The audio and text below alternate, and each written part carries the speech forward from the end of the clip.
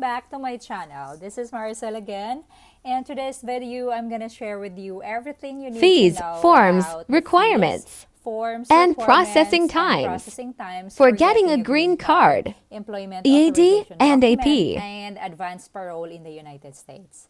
How's everyone doing? Before I start, please subscribe to my channel, like, and hit the notification bell button so that you will get notified once I have new video updates. Alright? Buhay ang bagong kasal. Congratulations on your wedding. Humana ang inyong stressful na times preparing the wedding, right? Pero guys, wala pa na human ang inyong stress about processing and preparing all the paperworks, because again, after our wedding, we need to adjust our status here in the US. What is an adjustment of status? So this is the process for applying for a green card from within the United States, also called adjustment of status or AOS. So when you use AOS, you'll be able to stay in the United States while your application is processed, even if your visa expires before your green card is approved. So our visa here only valid for 90 days or 3 months. So after that, we really need to file our AOS. And while it's being processed, we can still stay here in the United States, okay, while it's being processed and while waiting to get that approved. So what is the adjustment of status processing time? So getting a green card through AOS can be a very slow process, and the exact adjustment of status timeline will depend on your situation. So the AOS processing time for marriage green card currently takes 12 to 22 months for the spouse of the US citizen. This depends in which states you are into. Some states mas fast sila mag-process, but usually this is the average processing time. How much does the adjustment of status cost? To complete your green card application through adjustment of status, you'll need to pay the appropriate fees. So it can be very expensive, guys. So for most applicants, the fee is $1,140 plus $85 for the biometric fee. So how much would that be? $1,225. So what are the requirements for adjustment of status? So to use the adjustment of status, you must be eligible for a green card in one of the following categories. Could be a family, employment, or others. So us, as a spouse, we fall under the family category because we got married to a US citizen. We are now a family. So this is a family-based green card as the spouse. Guys, I have created a checklist as guide of what I have prepared and submitted to the USCIS. I will show you it now. Now I'm showing you the checklist for adjustment of status that I have prepared and followed during my application as well. So the first on the list is your 1,200 payment. Can be a check, money order, cash is not accepted. Made out to the United States Department of Homeland Security or US Department of Homeland Security. So this is the payer name. So do not abbreviate. It should be full. If using credit card, you need to use the form G1450 or authorization for credit card transactions. Second on the list is your form G1145 or the electronic notification form. And also the most important form is the form 485. It must be signed, dated by the spouse, foreign spouse. All of these forms are downloadable from the USCIS website. Next requirement is your 2x2 passport style photo of the beneficiary. The name and the alien number must be written at the back. The copy of your DS-3025 or the vaccination report. This is the vaccination report given by the SLEC or the St. Luke's. And this is valid for 1 year from the day of medical ones already in the US. Next is the form I-693 if overseas vaccination report has expired.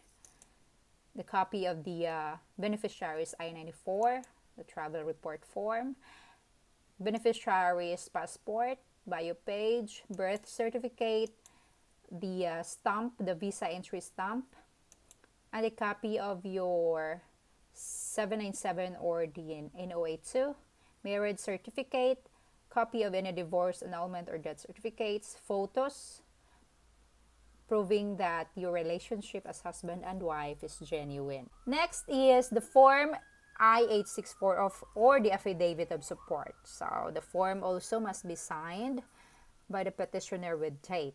Copy of the petitioner's passport, birth certificate, the petitioner's tax account transcript from the IRS for year 2021, and the W-2 2021. So that's the most recent year. Copy of the certificate of employment. Please take note that if you have a co-sponsor, they need to fill out separate affidavit of support. If they live on the same household as sponsor, they can use a form I-864A. If not, they fill out the I-864 form. They should have filed their last 3 years of taxes. They also need to provide tax transcripts or 1040, all schedules, plus the W-2 or the 1099 for contractors. So the legal permanent residence can be sponsor. They just need proof of legal residence instead of proof of citizenship. All right, then let's proceed. For application of employment, application for employment authorization document or EAD, we need to have the form I-765 form signed by the beneficiary, the G-145 or e-notification of application or petition acceptance, the copy of I-94 arrival departure record, A2, marriage certificate, passport style photos, copy of the passport, beneficiary's passport, the bio page. And for the processing times, in general, it takes about 5 to 7 months for U.S. Citizenship and Immigration Services to process this form. Previously, the USCIS processed work permit applications within 90 days, but a growing backlog has caused additional delays. So for advance parole, this is what we call the application for travel document or advance parole or AP. This is important. Just be careful with foreign travel. If you leave the United States during the AOS process, the U.S. government will assume you have abandoned your green card application and you'll have to start from scratch.